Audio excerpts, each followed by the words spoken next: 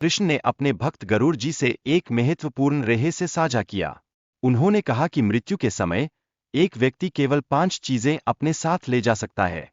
ये चीजें उसकी जिंदगी के गूढ़ रहस्यों को समझने में मददगार होती है। लेकिन यह एक चेतावनी भी है। इस संसार में जीवित व्यक्ति को मृत व्यक्ति की 3 वस्तुओं का कभी उपयोग नहीं करना चाहिए। ऐसा करने से भयानक यातनाओं का सामना करना पड़ सकता है, जो हमारी आत्मा को भटका सकती है। एक बार ब्राह्मण देव शर्मा की कहानी सुनाई गई। वह अपने ज्ञान का दुरुपयोग नहीं करते थे।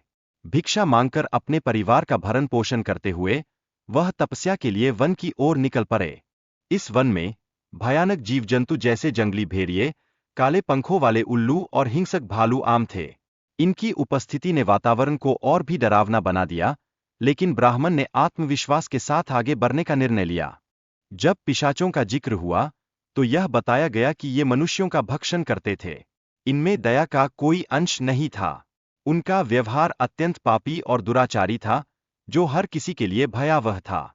ब्राह्मण का भगवान विष्णु के प्रति भक्ति और पिशाचों के सामने उसकी भयहीनता एक महत्वपूर्ण बात थी।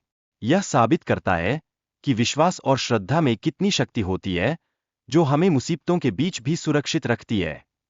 उस ब्राह्मण का विश्वास था कि ईश्वर हमेशा उसके साथ है। इससे उसकी आंतरिक शक्ति और भक्ति का पता चलता है। यह विश्वास उसकी आत्मा को एक नई ऊर्जा प्रदान करता है, जिससे वह हर चुनौती का सामना कर पाता है। जब पिशाच अपने पाप कर्मों के बारे में चर्चा करते हैं, तो यह उनके आत्मविश्लेषण और पछतावे को दर्शाता है। वे अपने अतीत के कर्मों को समझते हैं, जिससे एक नई सीख मिलती है। ब्राह्मण ने पिशाचों को मुक्ति दिलाने का संकल्प लिया। वह तप और व्रत करने की इच्छा व्यक्त करता है, जो उसके साहस और करुणा का प्रतीक है। वह हमेशा दूसरों की भलाई के लिए तत्पर रहता है। पहला पिशाच, नग्न अंग, ने बताया कि कैसे उसके घमंड के कारण उसे श्राप मिला। यही वजह थी कि वह पिशाच योनि में जन्मा और अब इस जीवन में बंधा हुआ है। दूसरा पिशाच, शव वस्त्र, ने बताया कि उसने मृतकों के कपड़े चुराए थे। जैसे ही उसने यह किया, उसे श्राप मिला और अब वह हमेशा शवों के वस्त्र पहनता है, जो उसकी दरिद्रता का प्रतीक है। तीसरे पिशाच, अशौच, ने बताया कि उसकी गंदगी और अपवित्रता के कारण उसे श्राप मिला। वह हमेशा अपवित्रता में जीता है, जिससे उसकी आत्मा को शांति नहीं मिलती। चौथे पिशाच, क्रव्यध, ने अपनी हिंसा और मांसाहार के कारण श्राप के बारे में बताया। यह उसके विनाश का कारण बना और अब वह इस पिशाच योनि में भटक रहा है। पूर्वजों की मुक्ति के लिए तर्पण करना आवश्यक है। यह कर्म न केवल मृतकों के लिए महत्वपूर्ण है, बल्कि जीवित लोगों के लिए भी आवश्यक है, ताकि परिवार का बंधन मजबूत बना रहे। यदि हम मृत व्यक्तियों की वस्तुओं का उपयोग करते हैं, तो उनकी आत्माएं दुखी हो सकती है। इसलिए हमें ऐसा भोजन या वस्त्र नहीं लेना चाहिए जो दूसरों के द्वारा छोड़े गए हों, बल्कि उनका सम्मान करना चाहिए। हमारा कर्तव्य है कि हम मृत व्यक्ति की वस्तुओं को संभाल कर रखें या उन्हें जल में प्रवाहित करें। ऐसा करने से उनकी आत्मा को शांति मिलती है और हमें भी संतोष मिलता है।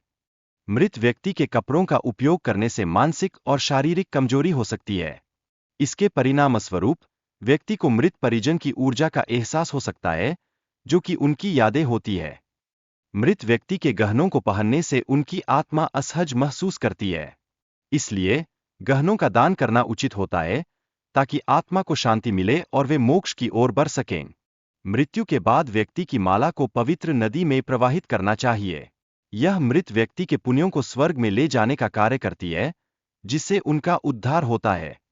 राजा भरत की कथा में वासना का उदाहरण मिलता है। यह दिखाता है कि वासना मृत्यु के समय भी मन के अंदर गहराई से प्रभाव डालती है। कर्मों का लेखा-जोखा मृत्यु के समय होता है। यही लेखा अगली जिंदगी में सुख या दुख का कारण बनता है, जो हमारी आध्यात्मिक यात्रा का एक महत्वपूर्ण हिस्सा है। कर्ज एक ऐसा बंधन है जो आत्मा को मृत्यु के बाद भी प्रभावित करता है। इसलिए इससे मुक्ति पाना आवश्यक है, ताकि आत्मा की शांति बनी रहे। भक्ति आत्मा को ईश्वर से जोड़ती है और मोक्ष की प्राप्ति में सहायक होती है। यह एक ऐसा साधन है जो जीवन को पवित्र बनाता है और हमें सच्चे सुख की ओर ले जाता है। हम सभी ने कभी न कभी इस सवाल के बारे में सोचा है कि अच्छे लोगों की जल्दी मृत्यु क्यों होती है। जब हम देखते हैं कि जो लोग दुष्ट होते हैं वे लंबे समय तक जीते हैं, तो हमारा मन आश्चर्य से भर जाता है।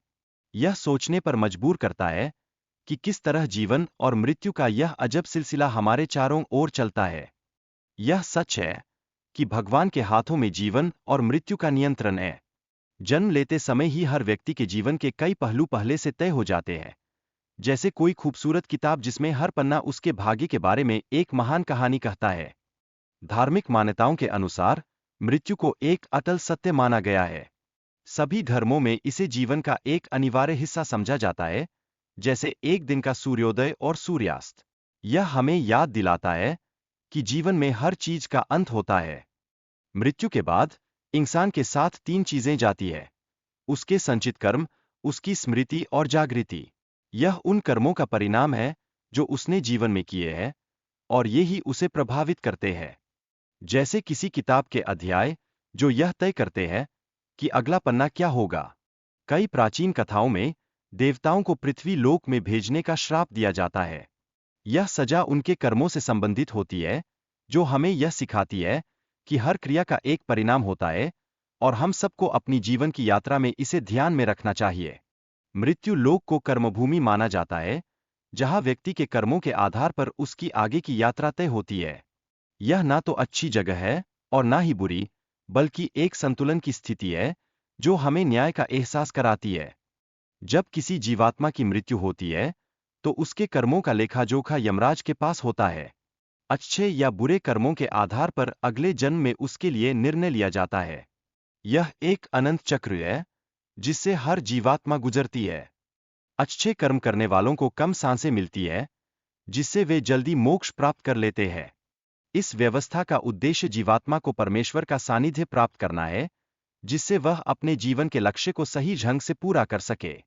जीवात्मा को 84 लाख बार इस संसार सागर के चक्कर काटने पड़ते हैं, लेकिन जो लोग अच्छे कर्म करते हैं वे जल्दी शुद्धता प्राप्त कर मोक्ष की मंजिल को पा लेते हैं।